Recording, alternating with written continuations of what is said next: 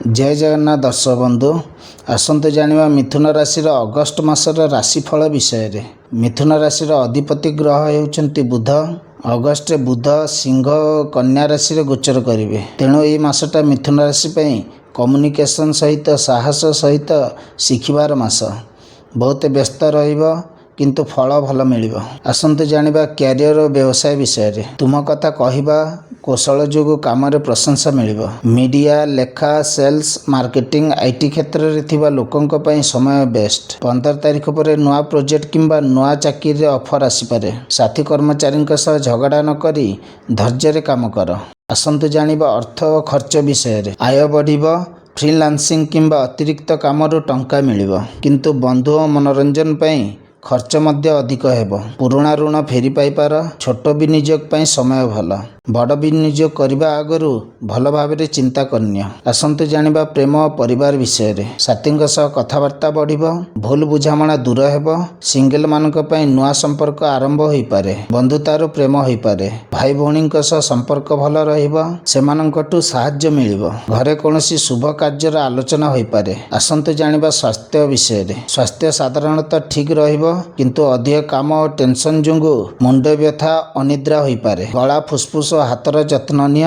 नियमित व्यायाम और यथेष्ट पानी पिय। आसंतु जानिबा शुभ रंग दिन और उपाय विषय। शुभ रंग हेउची सबुज हालुका हलदिया धूसर। शुभ दिन हेउची बुधवार और शुक्रवार। उपाय हेउची बुधवार दिन विष्णु को पूजा कर। गाय को सबुज घास खाइबाकू दियो। मिठा कथा कुह। आसंतु जानिबा मुख्य परामर्श विषय। अगस्ट हेउची तुमर मास। तुम बुद्धि और कम्युनिकेशन स्किल द्वारा सबु समस्या समाधान करि परिबो किंतु एका समय रे अनेक काम हाथ को नियनी। गोटे गोटे करी शेष कर। नया जिनस शिखिबा कोर्स करिबा लोकों को भेटिबा पई एही समय बहुत भल।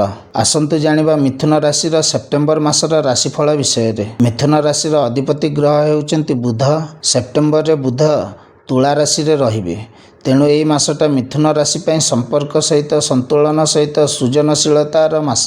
सामाजिक जीवन बहुत एक्टिव रहिबो। आसंतु जानिबा क्यारियर और व्यवसाय विषय।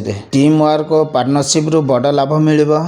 एकुटिया काम ठारू मिसी काम कले भल रिजल्ट। आलोचना डील क्लाइंट मीटिंग पे समय बेस्ट। टंका धार देबा बेले सावधान रुह। आसंतु जानिबा प्रेम और परिवार विषय। साथी संपर्क मधुर हेबो। डेट मूवी बाहर को बुलिबार प्लान हेबो। विवाह पे कथार्था आग को बढ़ी पारे। विवाहित मानक पे समय भल। सिंगल मानक सामाजिक जगार भल संपर्क मिल पारे। परिवार खुशीर माहौल रहिबो। बंधुंक सह भेट हेबो। आसंतु जानिबा स्वास्थ्य विषय। स्वास्थ्य भल रहिबो। मन खुशी थिबार एनर्जी मध्य भल रहिबो किंतु मीठा और तेलिया खाद्य अधिक खाइले ओजन और एसिडिटी होई पारे। चर्म और किडनी प्रति टिके ध्यान दियो। योगा और वर्किंग कले भल लागिबो। आसंतु जानिबा शुभ रंग दिन और उपाय विषय। शुभ रंग हेउची धला गोलापी हालुका नील। शुभ दिन हेउची बुधवार और शुक्रवार। उपाय हेउची शुक्रवार दिन माँ लक्ष्मी को पूजा कर। महिला को सम्मान दियो। समस्त मिठा व्यवहार कर। आसंतु जानिबा मुख्य परामर्श विषय। सेप्टेम्बर हेउची लोकों को सांगरे ने चलिबार मास। तुमर बुद्धि सह विनम्रता मिसाइले सबु काम सहज होई जिवो। काहा सह तर्क न करी समाधान खोज। एही मासरे नुआ बंधु हेबे एवं पुराना संपर्क मध्य मजबूत हेबो। आसंतु जानिबा मिथुन राशि अक्टोबर मासर राशिफल विषय। मिथुन राशि अधिपति ग्रह हेउचंती बुध। अक्टोबर रे बुध बिछा और धनु राशि रे गोचर करिवे। तेणु एही मासटा मिथुन राशि काम सहित स्वास्थ्य सहित दैनिक रूटीन उपर फोकस रहिबो। पर्वपर्वाणी थाई मध्य तुमे काम रे व्यस्त रहिबो। आसंतु जानिबा क्यारियर और व्यवसाय विषय।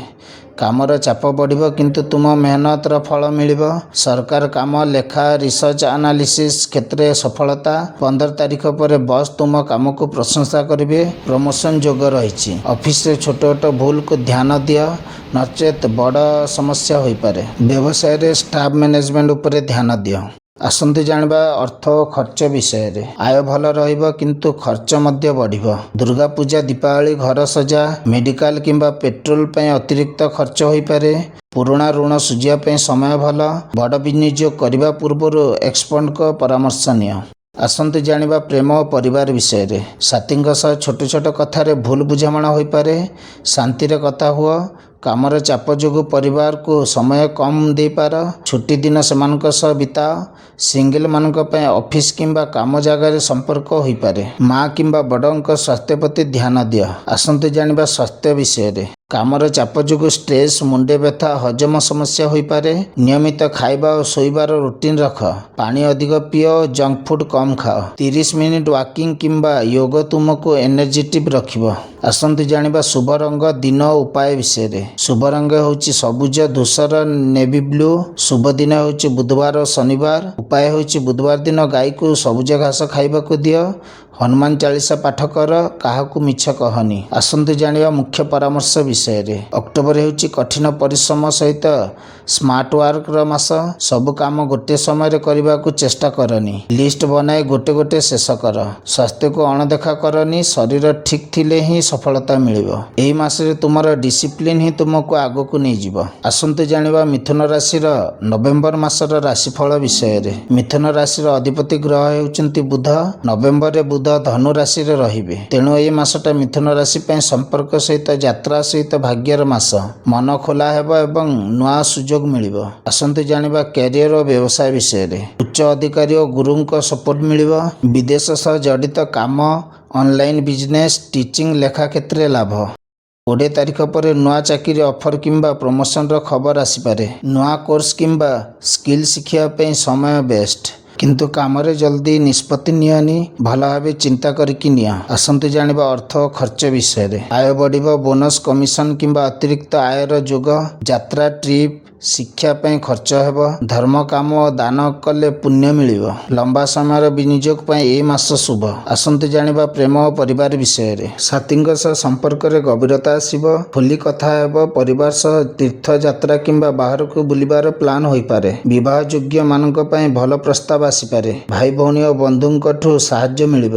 ଆସନ୍ତୁ ଜାଣିବା ସ୍ୱାସ୍ଥ୍ୟ ବିଷୟରେ। ସ୍ୱାସ୍ଥ୍ୟ ସାଧାରଣତଃ ଭଲ ରହିବ। ମନ ପଜିଟିଭ୍ ରହିବ, କିନ୍ତୁ ଅଧିକ ଚିନ୍ତା ଓ ଯାତ୍ରା ଯୋଗୁଁ ଥକା ଲାଗିପାରେ। ପିଠି, କମର ଓ ଗୋଡ଼ର ଯତ୍ନ ନିଅ। ଧ୍ୟାନ ଓ ପ୍ରାଣାୟାମ କଲେ ମାନସିକ ଶାନ୍ତି ମିଳିବ।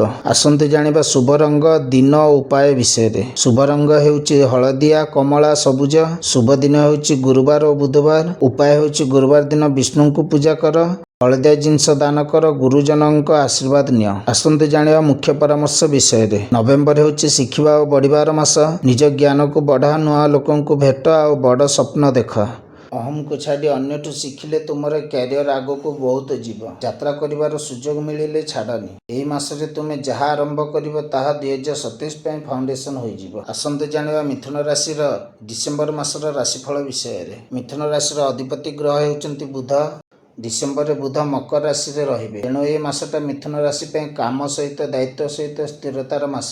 ବର୍ଷର ଶେଷ ମାସରେ ଫଳ ପାଇବାର ସମୟ ଆସିଛି। ଆସନ୍ତୁ ଜାଣିବା କ୍ୟାରିୟର ଓ ବ୍ୟବସାୟ ବିଷୟରେ। କଠିନ ପରିଶ୍ରମ ଫଳ ମିଳିବ। ବସ୍ ତୁମ ଦାୟିତ୍ୱକୁ ଚିହ୍ନିବେ। ସରକାରୀ କାମ, ଆଇନ, ମ୍ୟାନେଜମେଣ୍ଟ, ଟେକ୍ କ୍ଷେତ୍ରରେ ଥିବା ଲୋକଙ୍କ ପାଇଁ ଭଲ ସମୟ। 15 ତାରିଖ ପରେ ନୂଆ ପ୍ରୋଜେକ୍ଟ କିମ୍ବା ଲିଡରସିପ୍ ରୋଲ୍ ମିଳିପାରେ। କାମରେ ଧୈର୍ଯ୍ୟ ରଖ। ଜଲ୍ଦି ରିଜଲ୍ଟର ଆଶା କରନି। ବ୍ୟବସାୟର ପୁରୁଣା କ୍ଲାଏଣ୍ଟଙ୍କଠୁ ନୂଆ ଅର୍ଡର ମିଳିବ।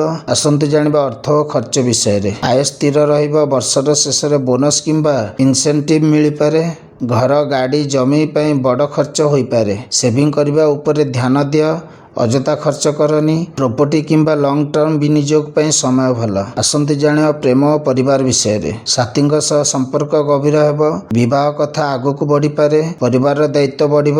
ବଡ଼ଙ୍କ ସ୍ୱାସ୍ଥ୍ୟ ପ୍ରତି ଧ୍ୟାନ ଦିଅ। ସିଙ୍ଗଲ ମାନଙ୍କୁ ମ୍ୟୁଚୁଆଲ ଓ ଦାୟିତ୍ୱବାନ ଲୋକ ମିଳିପାରେ। ଘରେ ଶାନ୍ତି ରହିବ, କିନ୍ତୁ ଇଗୋ ଛାଡ଼ି କଥା ହୁଅ। ଆସନ୍ତୁ ଜାଣିବା ସ୍ୱାସ୍ଥ୍ୟ ବିଷୟରେ। କାମର ଚାପ ଯୋଗୁଁ ପିଠି ବ୍ୟଥା, ଆଣ୍ଠୁ ବ୍ୟଥା, ଷ୍ଟ୍ରେସ୍ ହୋଇପାରେ। ନିୟମିତ ଖାଦ୍ୟ ଓ ଶୋଇବାର ଅଭ୍ୟାସ ରଖ। ଥଣ୍ଡା ଓ ସର୍ଦ୍ଦିରୁ ବଞ୍ଚି ରୁହ। ୱାର୍କିଂ ଓ ହାଲକା ବ୍ୟାୟାମ କର। ଶରୀରକୁ ରେଷ୍ଟ ଦିଅ। ଆସନ୍ତୁ ଜାଣିବା ଶୁଭ ରଙ୍ଗ, ଦିନ ଓ ଉପାୟ ବିଷୟରେ। ଶୁଭ ରଙ୍ଗ ହେଉଛି ନୀଳ, ଧୂସର, ଗାଢ଼ ସବୁଜ। ଶୁଭ ଦିନ ହେଉଛି ବୁଧବାର ଓ ଶନିବାର। ଉପାୟ ହେଉଛି ଶନିବାର ଦିନ ଗରିବଙ୍କୁ ସାହାଯ୍ୟ କର। ହନୁମାନଜୀଙ୍କୁ ପୂଜା କର।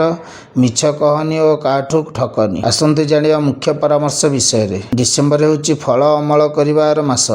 ସାରା ବର୍ଷ ଯାହା କାମ କଲ ତାର ରେଜଲ୍ଟ ଏବେ ମିଳିବ। ଦାୟିତ୍ୱର ଖସନି ଯେତେ ଦାୟିତ୍ୱ ନେବ ସେତେ ସଫଳତା ମିଳିବ। କିନ୍ତୁ ନିଜ ସ୍ୱାସ୍ଥ୍ୟ ଓ ପରିବାରକୁ ସମୟ ଦେବାକୁ ଭୁଲନି। 2026କୁ ଭଲ ଭାବେ ଶେଷ କରି 2027ରେ ନୂଆ ପ୍ଲାନ୍ କର। ଆପଣଙ୍କୁ ଭିଡ଼ିଓ ଯଦି ଭଲ ଲାଗିଲା ତାହେଲେ ଚ୍ୟାନେଲଟିକୁ ସବସ୍କ୍ରାଇବ୍ କରି ନୋଟିଫିକେସନକୁ ଅନ୍ କରନ୍ତୁ, ଯାହାଦ୍ୱାରା ଆପଣ ଅନେକ ଏମିତିକା ଭିଡ଼ିଓ ଦେଖିପାରିବେ। ଜୟ ଜଗନ୍ନାଥ। ଗୁରୁପାଦ ଶରଣ।